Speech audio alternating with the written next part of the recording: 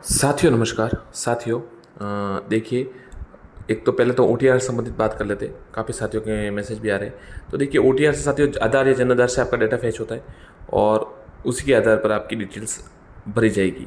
आप वो डिटेल खुद भी अपलोड कर सकते हैं, पर जो नेम, फादर्स नेम और ये जो डेट ऑफ बर्थ है वो आधार और इनसे अपलोड होगी। तो यदि आपकी इनमें समस्या है तो पहले तो वो ठीक करवा दीजिएगा। अगर आपको ठीक करने का समय नहीं मिल रहा है और थोड़ा बहुत है तो आप इसमें अगर हो गया है और जैसे अब 5 तारीख होगी लगभग, तो समय हो गया, सब साथियों ने भर दिया भी होगा फॉर्म, तो आपको चिंता करने की ज़रूरत नहीं है। नाम से किसी पर कोई समस्या आप पर नहीं आएगी। आप सिलेक्शन करवा लीजिए, आपको नियुक्ति मिल जाएगी, क्योंकि उस समय शपथ पत्र दिया जाता है कि ये व्यक्ति स्वयं है और ये एक ही व्यक्ति है, तो इसमें ज़्यादा की चिंता की बात नहीं है। और ये सिस्टम ऐसा लगाया गया, हो सकता है आपको एडिट का ऑप्शंस भी जल्दी देखने को मिल जाए। तो आप चिंता ना कीजिए अगर किसी से गलती हो गई है। और अन्यथा आप जो तीसरा विकल्प है इन दोनों का नहीं है और 10 की मार्कशीट से वो भी आप कर सकते हैं, जो नए साथी फॉर्म भरना चाहते हैं ओटीआर से। और जिन्होंने कर लिया है तो उनको और गलती हो गई है तो चिंता ना कीजिए, कोई समस्या की बात नहीं है, आप बेफिक्र रहिए। इसके अतिरिक्त काफ़ी साथी जो एडिशनल के लिए पूछ रहे थे, तो देखिए एडिशनल कैसे फॉर्म भरें। तो रीड में तो एडिशनल का जिक्र आपको करना ही नहीं है। जो रीड का फॉर्म है उसमें एडिशनल का जिक्र इसमें करने की आवश्यकता है ही नहीं, तो आप उसमें ना करें। जो सेकंड ग्रेड है उसमें जरूर एडिशनल के आप कर सकते हैं। अदर क्वालिफिकेशन का ऑप्शन आता है।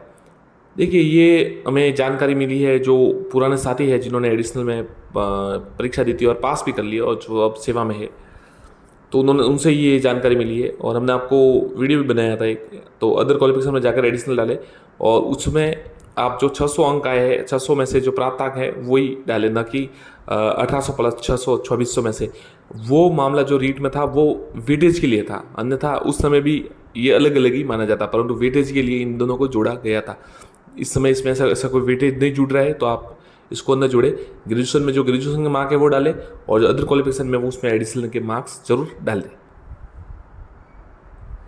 और जिस सब्जेक्ट से आपने एडिशनल किए उससे ही सब्जेक्ट से आप फॉर्म भरे, जैसे नॉन टीएसपी या टीएसपी, इंग्लिश है, उर्दू है, हिंदी है, जो भी है। किसी ने एसएस से भी की होगी, 2 सब्जेक्ट प्राप्त करनी होती है, तो इस प्रकार से आप ये कर सकते हैं। तो आप चिंता न करें और आराम से फॉर्म भरें।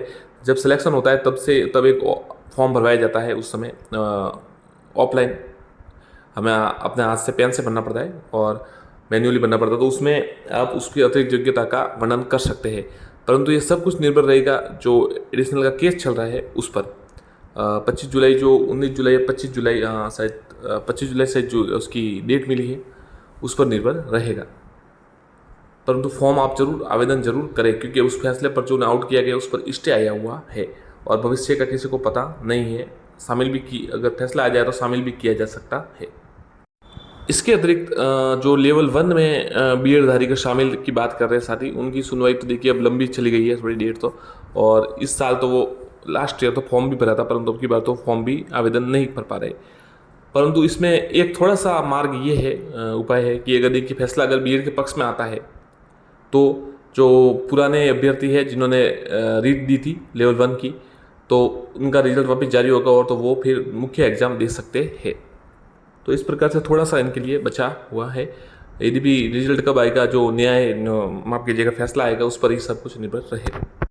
एक साथ जो प्रश्न था कि सर्टिफिकेट कब तक वैलिड है, तो देखिए सर्टिफिकेट है, देखिए अभी तक राहत नहीं मिली उस मामले में। यदि भी उपेंद्र यादव जी ने यह प्रयास किया कि ईडब्ल्यूएस सर्टिफिकेट के लिए 1 वर्ष की अवधि बढ़ाई जाए ओबीसी, और इनके लिए भी ये है कि दस्तावेज सत्यापन तक इनका किया जाए।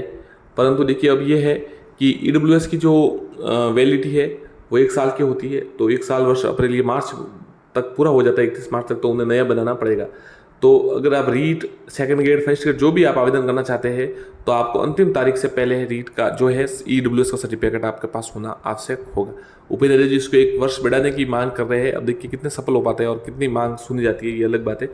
ओबीसी जो अलग सर्टिफिकेट ओबीसी और जो एस सर्टिफिकेट है उनके लिए भी ये कहा कि दस्तावेज सत्यापन तक उनके लिए आवश्यक किया जाए। उपेंद्र यादव जी की ये मांग की जा रही। तो अब तक यही नियम है कि आपके पास जब आप फॉर्म की अंतिम तारीख है, जैसे सेकंड ग्रेड की 10 तारीख है, तो इससे पहले आपके पास, अगर आप सेकंड ग्रेड के आवेदन में योग्य होना चाहते हैं, तो आपके पास ईडब्ल्यूएस ओबीसी इनका सर्टिफिकेट होना चाहिए, और वो भी अवधि से पहले का होना चाहिए। मतलब ज़्यादा अवधि नहीं होनी चाहिए, जो एक नियत अवधि है, जैसे ईडब्ल्यूएस का अब 1 अप्रैल के बाद से लागू होगा, तो वो आपको तुरंत रूप से बनवाया हुआ होना चाहिए। इस प्रकार से साथियों ये नियम है। धन्यवाद साथियों, चैनल को सब्सक्राइब जरूर करें।